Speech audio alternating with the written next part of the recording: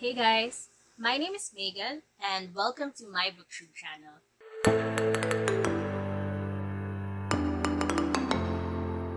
So for my first ever video, I'm going to answer the questions of the BookTube Newbie Tag, but except I'm gonna add a little bit of a twist to it. There's a standard number of questions in the BookTube Newbie Tag, except that I wanted to reduce some of it and also change up the flow a little bit because I believe that it'll help me introduce myself better and have a better flow of the story. So let's start.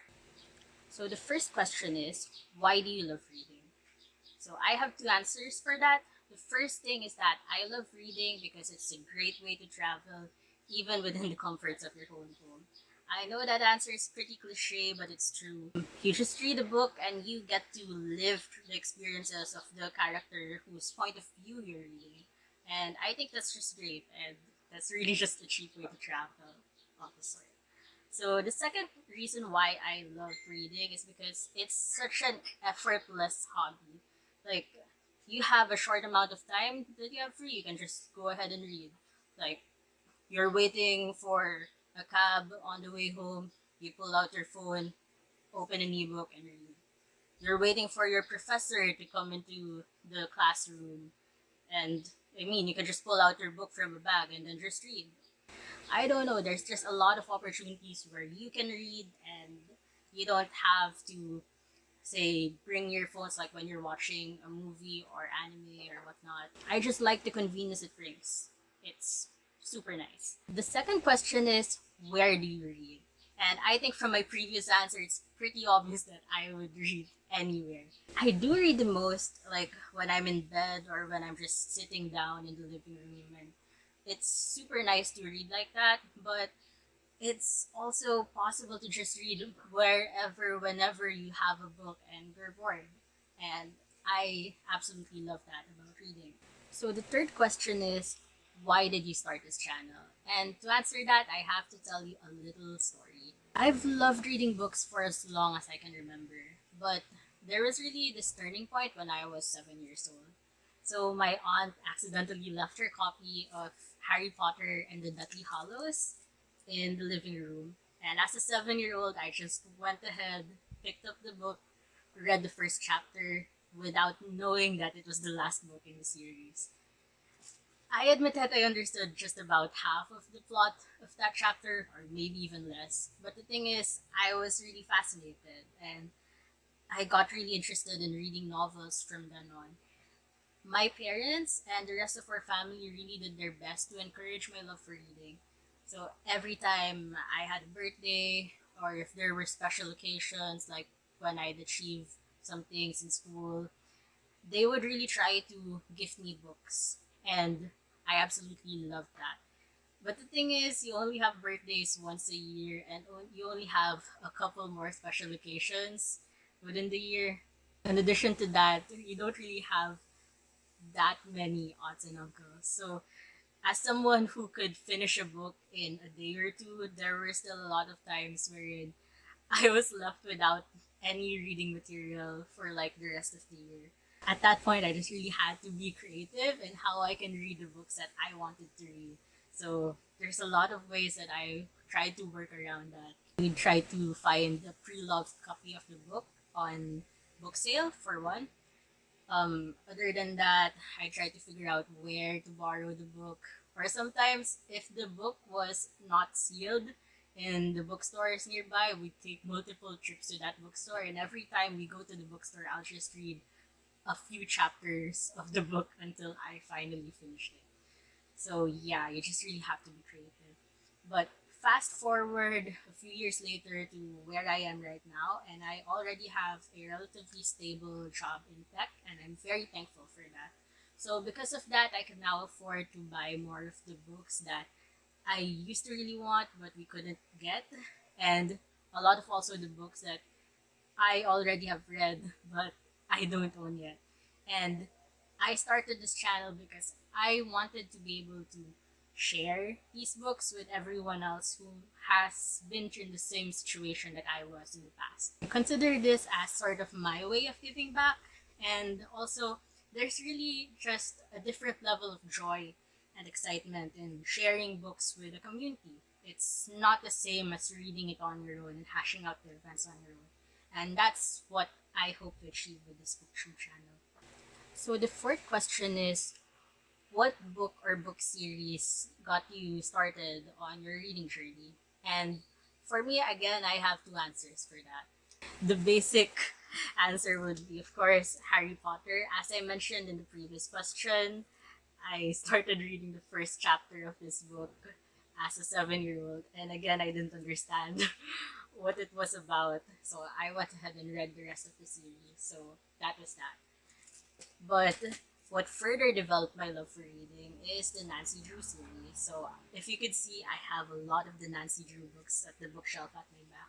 So this is actually the first Nancy Drew book that I've ever owned, and it was gifted to me by my Ninong Lucci when I ranked first in our grade in, I think, 4th grade. So yeah, I've treasured these books for a while, and I guess it really just cultivated my love for reading, especially because my mom read the same series when she was in elementary as well. So it is pretty cool to be able to read this series, which is also part of her childhood. So the fifth question is, what are you most excited for this channel? And again, I'm gonna go for the cliche answer and say that I'm making this BookTube channel to be able to discuss books with the community. As much as I love my college friends, they're really just the type to watch anime and read manga, and that's completely fine. But there's really just a different joy in being able to read a book and share it with someone and like swap suggestions. Now, I could do that with my high school friends, except that we just haven't been able to do it as often. And yeah, I want to be able to leverage the community again through BookTube. For the second to the last question, what are the fun and unique things you think you can bring to BookTube? To be completely transparent, I have no idea how to honestly answer this question, simply because there's just no way for me to watch all of the BookTube videos in the world. But I can give you a better sense of what to expect from my channel instead. First of all, you can expect 2 book reviews at a minimum per month from my channel. And I'll try to make it as fun and unique as possible while giving my opinions on the book, as well as some short backstory on how I first read it and where I bought it. Next is that I have a book collection of about 175 books and counting. And I do have a lot of special edition and collector edition books at that. So you can expect a bunch of flip throughs through these books, especially some of the Harry Potter ones, since I have a large Harry Potter collection and a large number of the illustrated editions. Third, I don't know if it's just me and I just haven't searched the depths of BookTube enough, but I just don't see a lot of booktubers covering fan fiction related things yet. And I don't know why that is. I think there's really a huge symbiotic relationship between, having these canon books and then the fan fiction existing. I would like to be able to discuss that and give a couple of recommendations on types of fan fiction that I read, as well as tips on how to get started reading fan fiction and looking for good fan fiction stories. Finally, so I also run a second-hand bookstore part-time, and it's something that I established with the help of my family throughout this pandemic. I can also give the perspective as a seller, and I want to make videos about how it is as a seller and what you can expect and how I got started, how I found cheap books. I would like to be able to give you guys a view on what it's like, not just to be a reader, but also to be a bookseller. So for the final question, what challenges about starting a BookTube channel do you think will be the hardest to overcome? So when I started planning out this video, I honestly thought that the answer would be time constraints, simply because I work full-time and that means I can only devote my time reading and shooting these videos on the weekend. But now that I've actually shot the video, I honestly think the main challenge would be improving my editing skills. You guys have no idea how many takes this single video took, simply because every time I'm already speaking, you could hear the dog from like the neighbor across the road barking in the background or some vehicles passing by. I really have to up my editing game to just edit those out.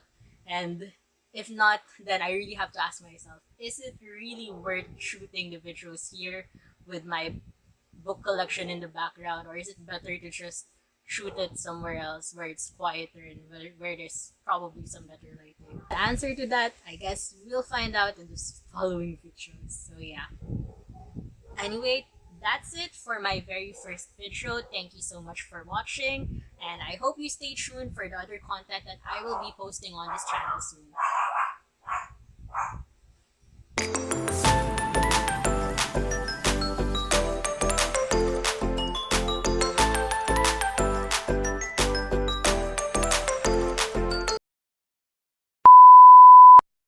I want to be able to share all of that with the I can already relatively afford to buy myself books.